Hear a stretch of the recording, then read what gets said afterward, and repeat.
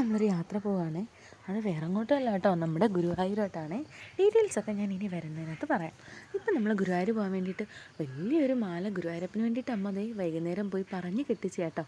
പണ്ട് റെയിൽവേ സ്റ്റേഷനിൽ കൊണ്ടുവച്ചിട്ട് നമ്മൾ ദേ വന്നു കേട്ടോ ടിക്കറ്റ് എടുക്കാൻ വേണ്ടിയിട്ട്. ഓൾറെഡി നമ്മളിവിടെ വന്നിട്ടുണ്ടായിരുന്നു. അന്നേരം പറഞ്ഞു മധുര ഗുരുവായൂർ എക്സ്പ്രസ്സിൽ അധികം തിരക്കൊന്നുമില്ല, നേരെ ഇങ്ങനെ വന്ന് ടിക്കറ്റ് എടുത്താൽ മതിയെന്ന്. അങ്ങനെ ഞാൻ ടിക്കറ്റ് എടുത്തേ. നമ്മുടെ കുണ്ട്രയിൽ നിന്ന് ഗുരുവായൂർ വരെ ഒരാൾക്ക് 100 രൂപയുള്ളൂ. അങ്ങനെ ഞങ്ങൾ മൊത്തം 5 പേരുണ്ടായിരുന്നു. 5 പേർക്കും കൂടി 500 രൂപയായിട്ടുണ്ട് ടിക്കറ്റ്. ഞാനങ്ങനെ ടിക്കറ്റൊക്കെ എടുത്തിട്ട് ഇവിടെ വന്നിരിക്കുവാണേ. ഞങ്ങളൊരു 6 മണിയൊക്കെ ആയപ്പോഴത്തേന് റെയിൽവേ സ്റ്റേഷനിൽ എത്തി. അമ്മ പറഞ്ഞു നീ ട്രെയിനിൻ്റെ സമയം ഒന്നും കൂടെ ചോദിക്കാൻ.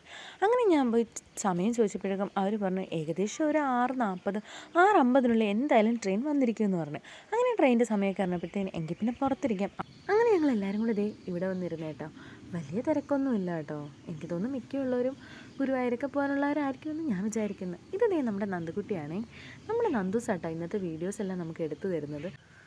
അങ്ങനെ ദേ നമ്മുടെ അമ്മ ചോദിച്ചു ട്രെയിൻ വരാറായില്ലേന്ന് ചോദിച്ചു. കുറച്ച് സമയത്തിനുള്ളിൽ തന്നെ ട്രെയിൻ വന്നു കേട്ടോ. അങ്ങനെ നമ്മളെല്ലാവരും വേണ്ടി നമുക്ക് എല്ലാവർക്കും ഇരിക്കാൻ വേണ്ടിയിട്ട് അടുത്തടുത്ത് തന്നെ സീറ്റ് കിട്ടി. നമ്മൾ ട്രെയിനിലൊക്കെ കയറി.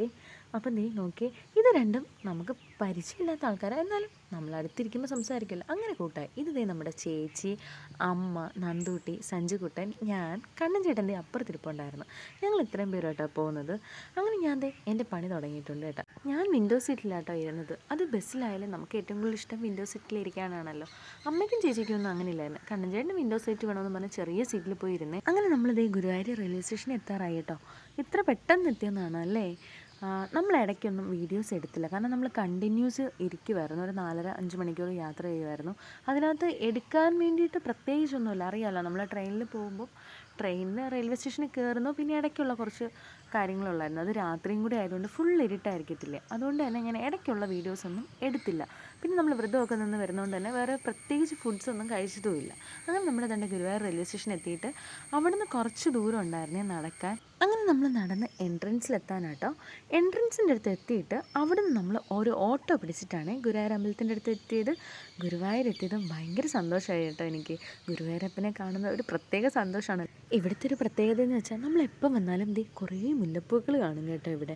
നമ്മൾ പെൺപിള്ളേരെ സംബന്ധിച്ച് ഏറ്റവും കൂടുതൽ അട്രാക്ഷൻ പൂവിനകത്താണല്ലോ. ഒരു മുഴം 30 രൂപ.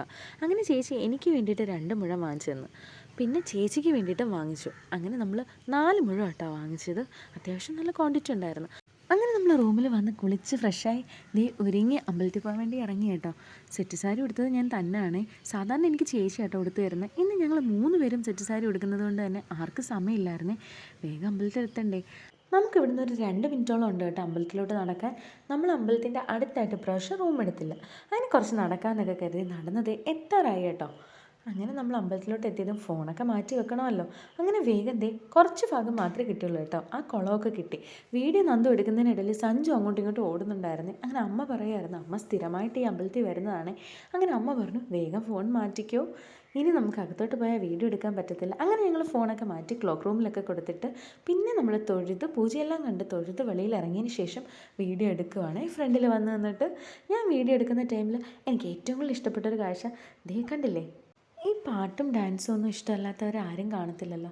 അത് നമ്മൾ എവിടെ കണ്ടാലും കേട്ടാലും ഒന്ന് നിൽക്കുമല്ലേ. അങ്ങനെ ഞാൻ കുറച്ച് നേരം നിന്ന് ഇതൊക്കെ കണ്ട് ആസ്വദിച്ചു കേട്ടോ. ഇപ്രാവശ്യം നമ്മൾ വന്നപ്പോഴേക്കും ശ്രേയക്കുട്ടിയെ കൊണ്ടുവന്നില്ല കേട്ടോ. അത് വേറൊന്നും കൊണ്ടല്ല, ശ്രേയക്കുട്ടിയും വയ്യായിരുന്നു, പനിയായിരുന്നു.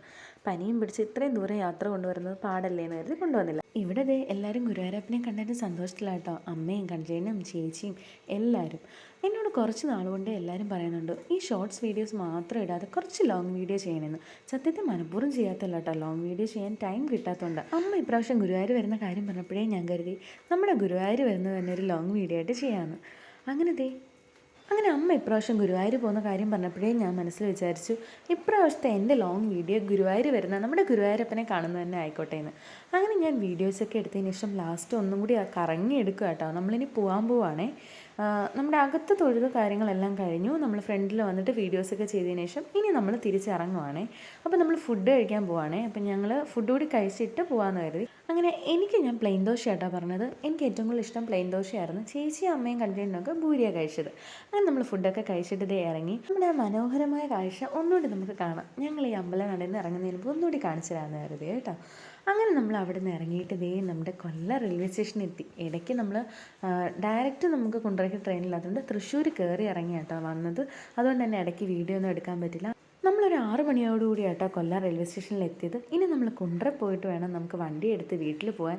അപ്പം ഞങ്ങളുടെ ഈ ഗുരുവായൂർ യാത്ര നിങ്ങൾക്കൊക്കെ ഇഷ്ടപ്പെട്ടെങ്കിൽ കമൻറ്റ് ചെയ്യണം. അപ്പോൾ ഇതുപോലെ നല്ല വീഡിയോസായിട്ട് നമുക്ക് ഇനിയും കാണാം. അപ്പോൾ ഇത്രയുള്ള ബൈ ബൈ.